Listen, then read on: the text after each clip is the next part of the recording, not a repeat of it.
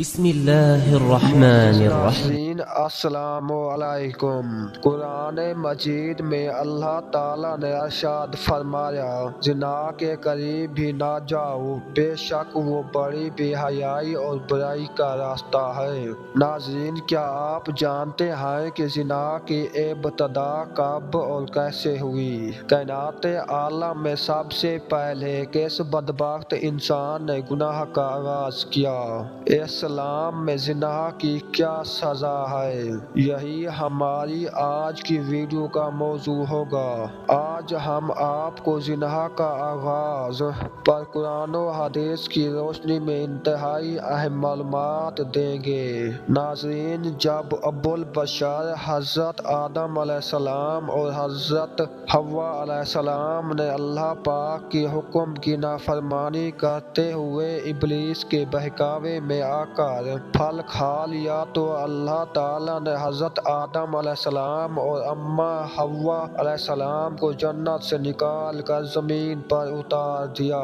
پھر اللہ پاک کے حکم سے حضرت آدم علیہ السلام اور اماں حوا کے ہاں اولاد پیدا ہوئی۔ بعض روایات کے مطابق حضرت اماں حوا کو 20 حمل ٹھہرے، جس سے 40 بچے پیدا ہوئے اور ہر حمل سے ایک لڑکا اور ایک لڑکی کی پیدائش ہوئی۔ حضرت آدم علیہ السلام کائنات کے پہلے انسان تھے اور زمین پر انسانی نسل بڑھانے کے لیے ایک حمل سے پیدا ہونے والی لڑکی کی شادی دوسرے حمل سے پیدا ہونے والے لڑکے سے شادی کی جاتی تھی، اور ایک حمل کے بہن بھائی اللہ تعالیٰ کے حکم سے قرار پاتے تھے۔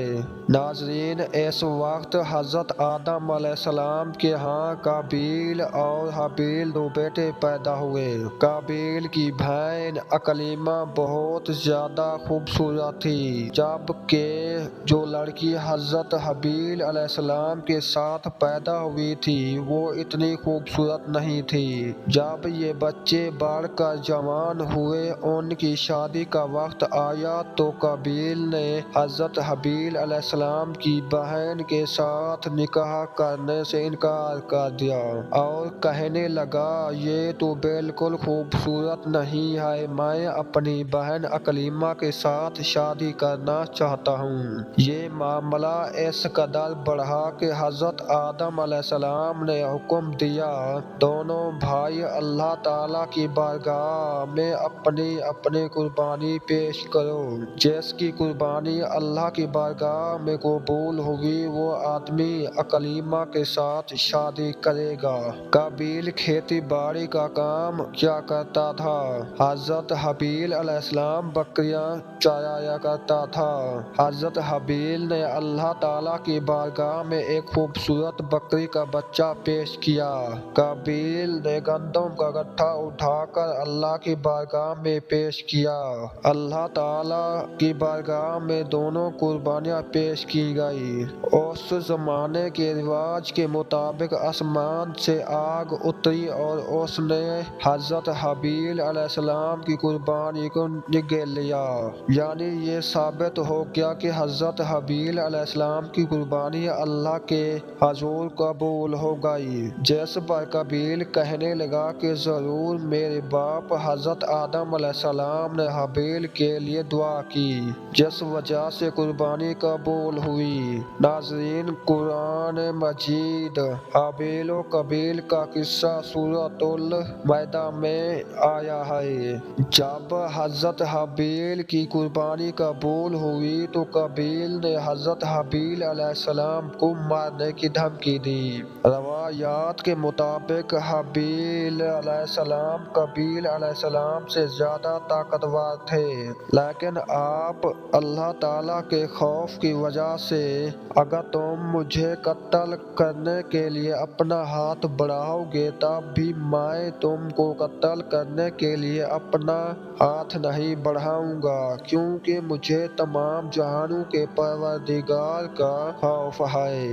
اگر تم اس انتہا تک پہنچ جاؤ، قتل ہی کر دو تو اپنے گناہوں کے ساتھ میرے گناہوں کا بوجھ بھی تمہارے سر ہوگا۔ قابیل نے غصے میں آ کر حضرت حابیل علیہ السلام کے سر پر پتھر دے مارا، جس سے آپ کی موت ہو گئی اور زمین پر پہلا قتل تھا۔ جب قابیل نے حضرت حابیل علیہ السلام کو قتل کر چکا تو اسے فکر لاحق ہوئی کہ اب اس کی لاش کو کیسے ٹھکانے لگایا جائے۔ حضرت حابیل کی لاش کو اپنے کندھوں پر اٹھائے کئی دن تک مارا پھرتا رہا۔ بعض مفسرین نے ذکر کیا ہے کہ جب قابیل اپنے بھائی کو قتل کر چکا تو اس کی لاش 1 سال تک اپنی پشت پر لائے پھرتا رہا۔ پھر اللہ پاک کے حکم سے 2 کوے آئے، ان دونوں نے قابیل کے سامنے جھگڑا کیا اور ایک کوے نے دوسرے کوے کو مار دیا۔ پھر زمین کھود کر دوسرے کوے کو زمین میں دفن کر دیا۔